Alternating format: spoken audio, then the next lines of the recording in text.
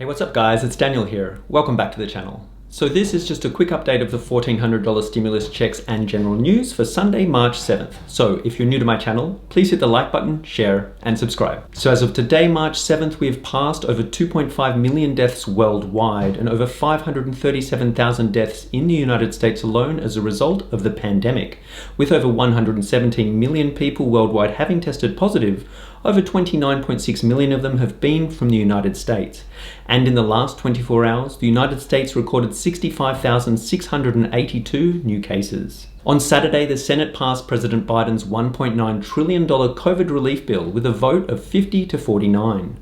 This now means that the bill will go to the House this coming week for final approval. Talking about the approval of the bill, Senate Majority Leader Chuck Schumer said, "It has been a long day, a long night, a long year, but a new day has come. And we will tell the American people help is on the way." COVID has affected nearly every aspect of life. The American Rescue Plan will deliver more help to more people than anything the federal government's done in decades. This bill is broader, deeper, more comprehensive in helping working people and lifting people out of poverty. The Senate was in session for 27 hours straight with Democrats trying to get the bill through.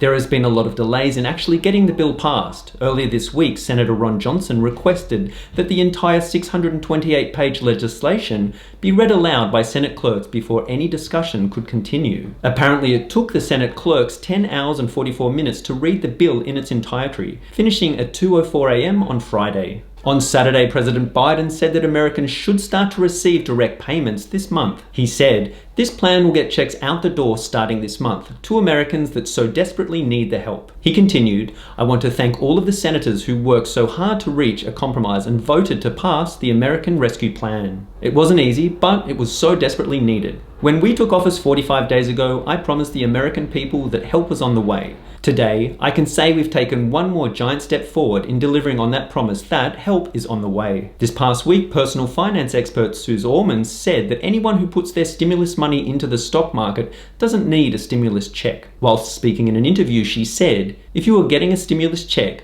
that means you need the money to survive.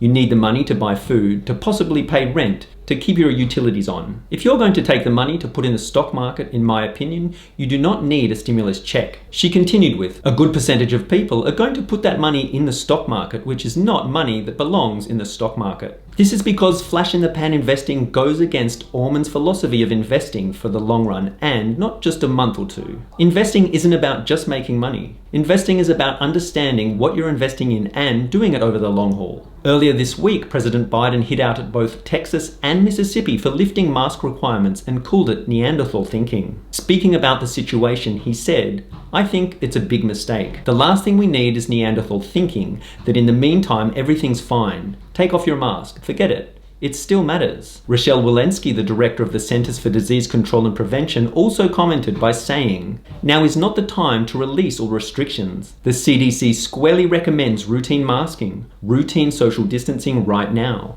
right as we're at this nexus, this critical time, this tenuous point. So it squarely does not fit within the guidance that we are recommending." She continued with, "I will say though, that the reason that I mask is not because my governors tells me so. The reason I mask is because I know it protects myself, it protects my loved ones, it protects my neighbors, my community. So I think everybody is empowered to do the right thing and to put the mask on." In response to the comments made by President Biden, Mississippi Governor Tate Reeves tweeted, "Mississippians don't need handlers. As numbers drop, they can assess their choices and listen to experts. I guess I just think we should trust Americans, not insult them." A spokesman for Texas Governor Greg Abbott said that he was clear in telling Texans that COVID hasn't ended. They continued by saying, "Texas now has the tools and knowledge to combat COVID whilst also allowing Texans and small businesses to make their own decisions. It is clear from the recoveries, the vaccinations, the reduced hospitalizations, and the safe practices that Texans are using, that Senate mandates are no longer needed. We must do more now to restore livelihoods and normalcy for Texans." On Wednesday, 3 out of the 4 medical advisors for the Texas governor said that Abbott did not directly consult with them prior to his announcement. One of the medical advisors, Dr. Mark McClellan, who was not consulted before the announcement, said,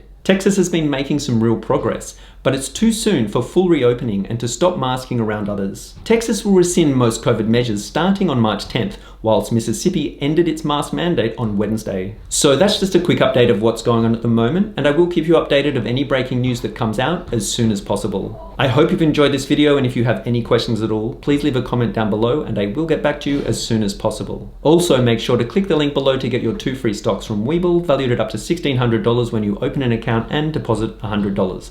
And as always, please like, share, and subscribe.